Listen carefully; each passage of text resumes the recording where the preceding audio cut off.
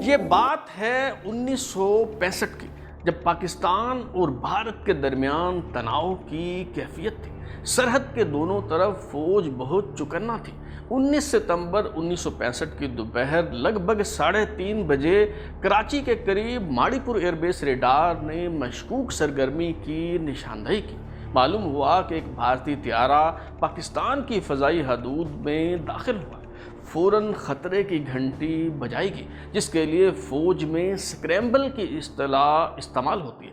Flying officer Qais Hussain, جو 4 ماہ پہلے ہی امریکہ سے F-86 سیبر جنگی جہاز اڑانے کی تربیت لے کر آئے تھے، دوڑتے ہوئے اپنے جنگی جہاز کی طرف گئے، لپک کر سوار ہوئے اور سائرن بجنے کے محض 3 منٹ بعد جہاز سٹارٹ کر کے فضا میں پہنچ گئے۔ فلائنگ آفیسر کیس حسین بھارتی جہاز کو کامیابی سے نشانہ بنانے کے بعد واپس آ گئے، مگر شام کو معلوم ہوا کہ مار گرائے جانے والا جہاز تو سویلین طیارہ تھا۔ اس واقعہ کے 40 سال بعد پاکستانی پائلٹ کیس حسین نے مرنے والوں کے لواحقین سے تعزیت کی اور اس حسرت کا اظہار کیا کہ کاش وہ اس جہاز کو نشانہ بنائے بغیر ہی واپس آ گئے ہوتے۔ یہ واقعہ کس طرح پیش آیا؟ غلطی کس کی تھی؟ جہاز پر کون سوار تھا؟ ترازو کی مسٹری سیریز میں آج ہم یہی کھوج لگانے کی کوشش کریں گے۔ میں ہوں بلال غوری اور آپ دیکھ رہے ہیں ترازو۔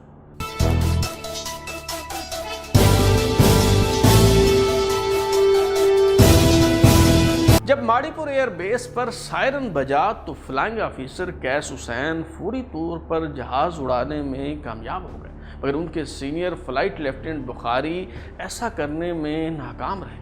6-7 منٹ کے وقفے سے فلائٹ لیفٹیننٹ AS کاظمی کو ان کے پیچھے بیک اپ کے طور پر بھیجا گیا۔ کیس حسین، جو اپنے F-86 سیبر جنگی جہاز کو 20,000 فٹ کی اونچائی پر اڑا رہے تھے، 3,000 فٹ کی بلندی پر نیچے آئے تو انہوں نے بھوج کے قریب بٹھالی گاؤں پر اس بھارتی جہاز کو انٹرسپٹ کیا۔ قریب جانے پر کیس حسین کو معلوم ہو گیا کہ یہ جنگی جہاز نہیں بلکہ سویلین طیارہ ہے۔ اس جہاز کے اس قدر قریب تھے کہ اس کا نمبر بھی پڑھ سکتے تھے، جس پر صاف صاف لکھا تھا Victor tango.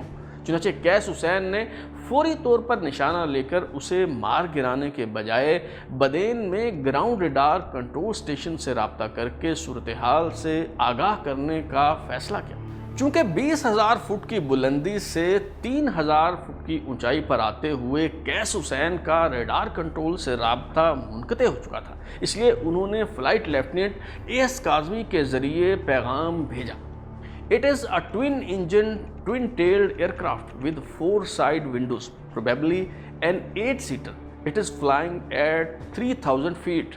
AMSL. Request further instructions. Flying officer Qais Hussain, جو ریٹائر ہو چکے ہیں، وہ بذات خود اس واقعہ کی تفصیلات بیان کرتے ہوئے بتاتے ہیں۔ اپنے کنٹرولر کو کہا کہ بھائی یہ سویلین جہاز ہے اور اب آپ اس کو کیا کرنا چاہتے ہیں، مجھے کیا میرے لیے کیا انسٹرکشنز ہیں۔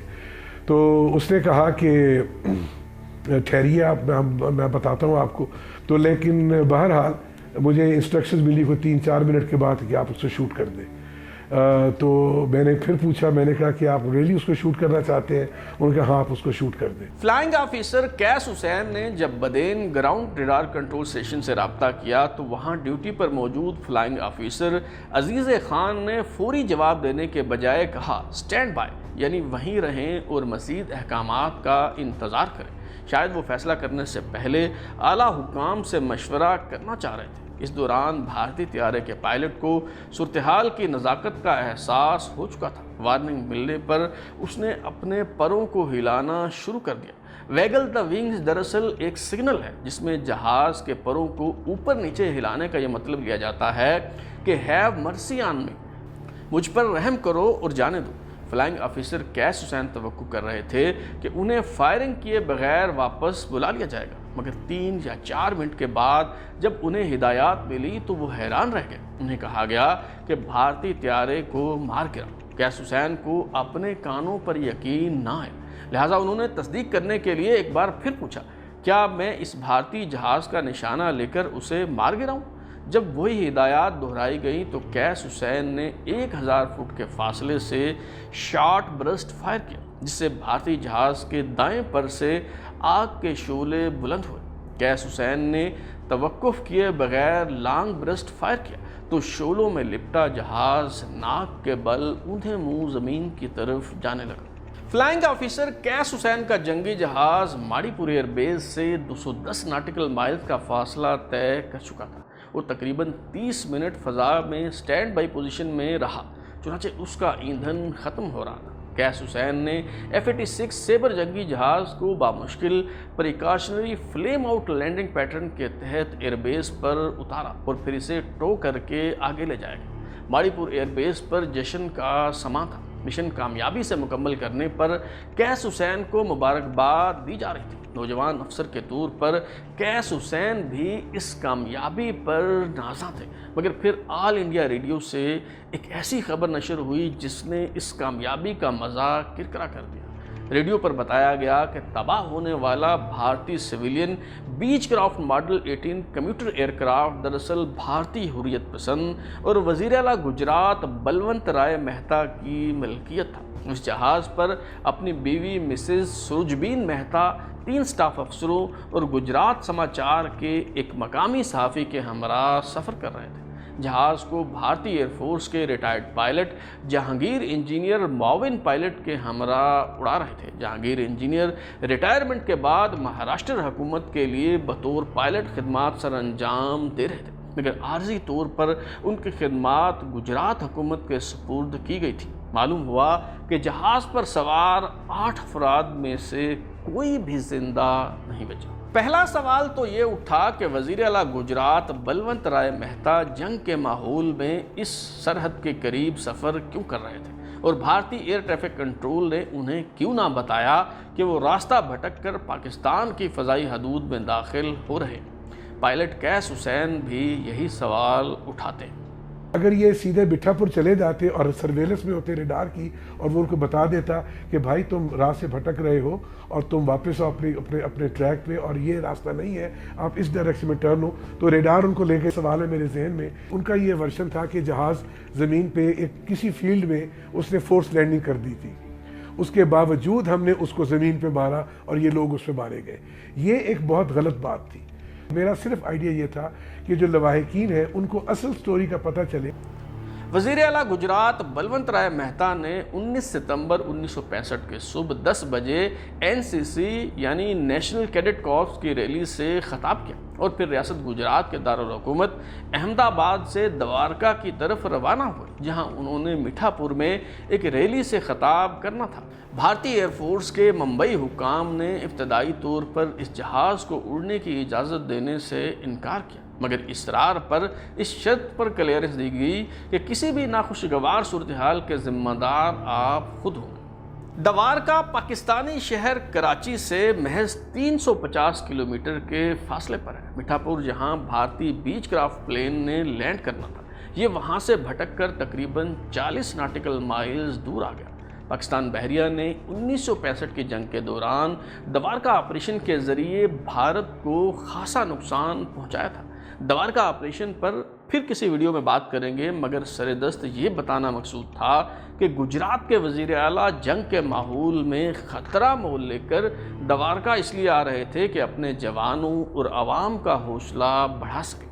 لیکن اصل سوال یہ ہے کہ فلائنگ آفیسر قیس حسین تو ریڈار کنٹرول سے ملنے والے احکامات پر عمل کر رہے تھے، مگر پاکستان ایئر فورس نے ایک سویلین طیارے کو مار گرانے کا فیصلہ کیوں کیا؟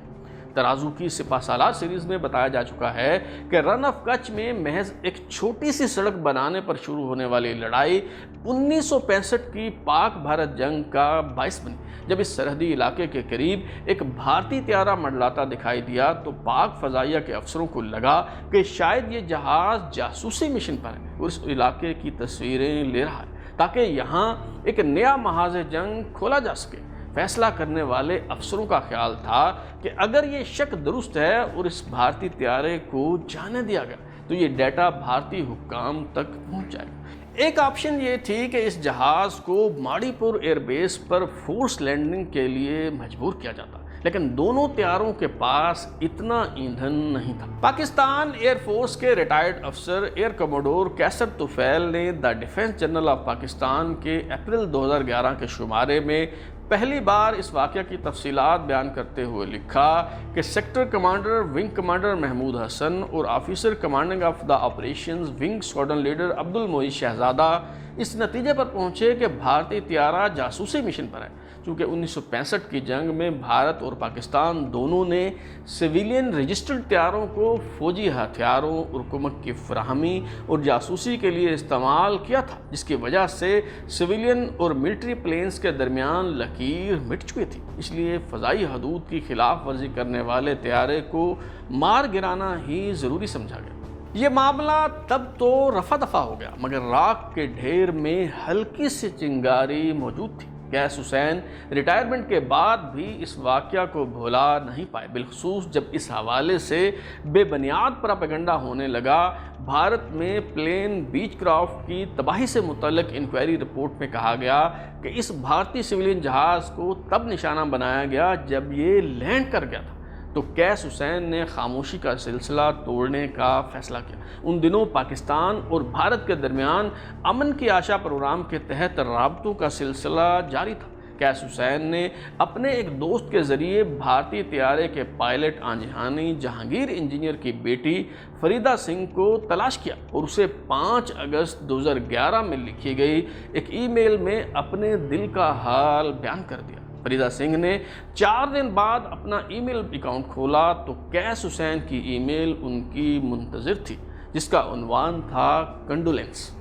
قیس حسین نے فریدہ سنگھ کو بھیجی ای میل میں اس کے بھائی نوشیر کے انتقال پر تعزیت کی اور پھر بات شروع کرتے ہوئے کہا کہ اگرچہ یہ واقعہ 46 سال پرانا ہے، مگر ابھی بھی میرے دماغ میں اس کی یاد یوں تازہ ہے جیسے کل کی بات ہو۔ قیس حسین نے ساری تفصیل بیان کرتے ہوئے لکھا ہے کہ جب میں نے کنٹرولر کو بتایا کہ یہ 8 نشستوں والا سویلین جہاز ہے تو مجھے توقع تھی کہ اسے مار گرائے جانے کا حکم دینے کے بجائے مجھے واپس بلا لیا جائے گا، مگر مجھے حکم ملا کہ اسے نشانہ بناؤ۔ اس سارے معاملے کا افسوسناک پہلو یہ ہے کہ مجھے اپنے کنٹرولر کے احکامات ماننا پڑے۔ مسز سنگھ، میں نے آپ کو یہ سب تفصیل صرف یہ بتانے کے لیے بیان کی ہے کہ یہ سب اس تصور کے تحت نہیں ہوا کہ پیار اور جنگ میں سب جائز ہوتا ہے، بلکہ یہ سب فرض کی ادائیگی کے دوران کرنا پڑا۔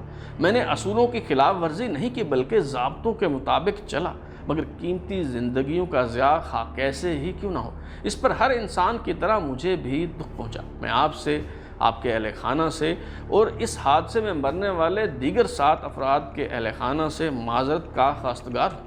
آپ کے والد کی 40 برس قبل موت پر کبھی آپ سے روبرو تعزیت کرنے کا موقع ملا تو میں اس موقع کو دونوں ہاتھوں سے تھام لوں گا اور ہرگز ضائع نہیں ہونے دوں گا۔ فریدہ سنگھ کے نام لکھے گئے اس خط میں قیس حسین نے جہانگیر انجینئر کو آپ کے والد کہہ کر مخاطب کیا، مگر آخر میں اس کا نک نیم جنگو لکھا تاکہ فریدہ سنگھ کو اپنائیت کا احساس دلایا جا سکے۔ جس طرح قیس حسین نے اس ای میل میں اپنا دل چیر کر رکھ دیا، اسی طرح فریدہ سنگھ نے بھی اعلیٰ ظرفی کا ثبوت دیا اور اپنی جوابی ای میل میں لکھا کہ بے شک اس ایک واقعہ نے ہماری زندگیوں کو بدل کر رکھ دیا، مگر ہم نے کبھی ایک پل کے لیے بھی اس شخص سے نفرت روا نہیں رکھی جس کے ٹریگر دبانے سے ہمارے والد کی موت واقع ہوئی۔ ہم نے یہ بات کبھی فراموش نہیں کی کہ یہ سب افسوسناک جنگ کی کنفیوژن میں ہوا۔ ہم تو جنگ اور امن کی اس خوفناک بازی کے محض چھوٹے سے مہرے ہیں۔ آپ کے اس گیسچر کا شکریہ۔ میں جانتی ہوں کہ آپ کے لیے یہ سب کرنا آسان نہ تھا۔ اگر میرے والد زندہ ہوتے تو انہیں یہ جان کر خوشی ہوتی کہ 2 لوگ جو کبھی ایک تھے ان کے درمیان ایک دوسرے کو معاف کرنے کا رجحان پروان چڑھ رہا ہے۔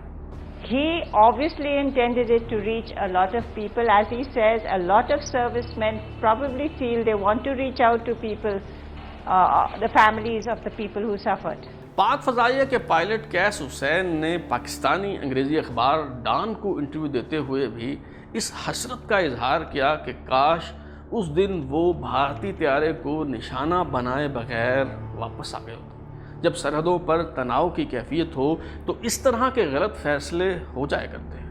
1967 में भारतीय एयर फोर्स के हाकर हंटर जंगी जहाज़ ने लाहौर फ्लाइंग क्लब के छोटे सेलियन जहाज़ को मार गिराया था। इसी तरह 25 अगस्त 1989 के सुबह गायब हो जाने वाले PIA के फोकर F-27 फ्रेंडशिप त्यारे से मुतल्लिक भी इस तरह के खदशात ज़ाहिर किए जाते हैं कि उसे सरहद पार भारतीय फ़ौज ने मार गिराया। खुशाइन बात यह है कि दोनों तरफ गलतियों का एहसास और इदराक हो रहा है, एक दूसरे को माफ़ करने और आगे बढ़ने का जज्बा बेदार हो रहा है। अब तक के लिए इतना ही।